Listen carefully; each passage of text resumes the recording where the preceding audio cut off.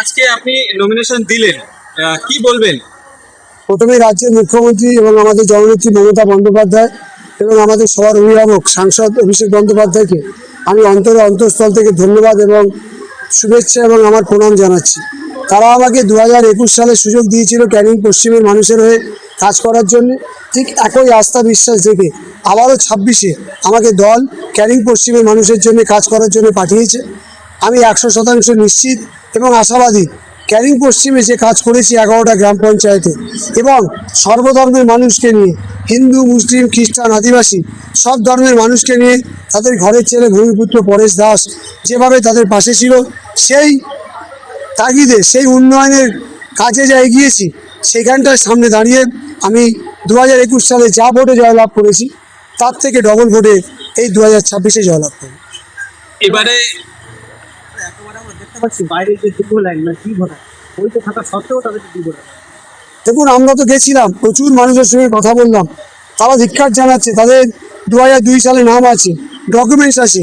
Intentionally কেন্দ্রীয় সরকার এই নির্যাতন কমিশন, নির্বাচন কমিশন তো নয়, এই নির্যাতন কমিশনকে দিয়ে তাদের নাম বাদ দিয়েছে।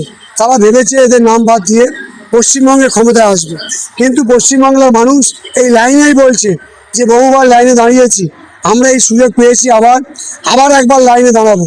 আর 29 এপ্রিল আমরা বুঝিয়ে দেব যে তৃণমূল কংগ্রেসের পক্ষে সারা বাংলার মানুষ আছে, আর বিজেপির যে নোংরা খেলায় নেমেছে তাদের বিরুদ্ধে আমরা জোড়াফুল চিহ্নে ভোট দিয়ে পশ্চিমবঙ্গে আবার মমতা বন্দ্যোপাধ্যায় এবং অভিষেক বন্দ্যোপাধ্যায় হাত শক্ত করব। মামাটি মানুষের সরকার গঠন হবে। এবার এখানে আইএসএফটা কি কোনো ফ্যাক্টর?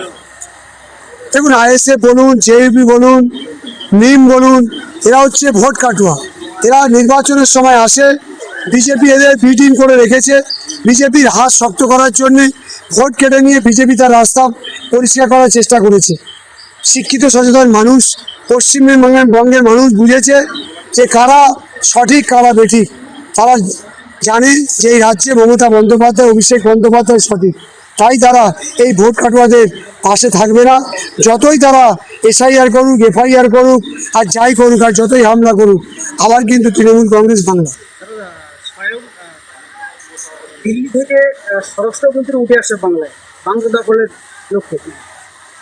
দিবা স্বপ্ন, সব নেতারা দিবা স্বপ্ন দেখছে, নমিনেশন যাচ্ছে, তারা এসে ভাবছে যে ক্ষমতা আসবে।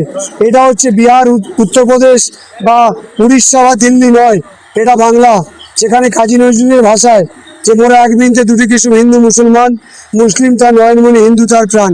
এই হিন্দু মুসলিমরা, খ্রিস্টান আদিবাসীরা আমরা কাঁধে কাঁধ মিলিয়ে আবার চতুর্থবারের জন্য তৃণমূল কংগ্রেসের ক্ষমতায়। এসআইআর এর পরে কি এবারে আপনাদেরকে একটু চাপ পেয়ে আছেন? না না, চাপ বলে কোনো ব্যাপার নেই। কষ্ট আছে, অনেক মানুষের, বৈধ মানুষের ভোটারের নাম কেটেছে, এটা আমার মনে কষ্ট। এই কষ্ট আমরা প্রলেপ পাবো তাদের পরিবার, তাদের জনগণ, তাদের এলাকার মানুষ আবার যখন তৃণমূল কংগ্রেসে জয়লাভ করাবে, তাদের সাথে আমরা আছি। অনলাইনে ফিল আপ করছে, আমরা উকিল দিয়ে আবার তাদের বৈধ ভোটারদের আমরা নাম পাবলিশ করাবো। বিরোধী পক্ষ থেকে বারবার বাংলার সিএমকে টার্গেট করে আক্রমণ করছে, কি বলবেন? দেখুন, একজন মহিলা মুখ্যমন্ত্রী, একজন ঘরের মেয়ে, তাকে যেমন আক্রমণ করছে বাংলার লাখো লাখো মায়েরা, তার জবাব আগামী দিন দেবে।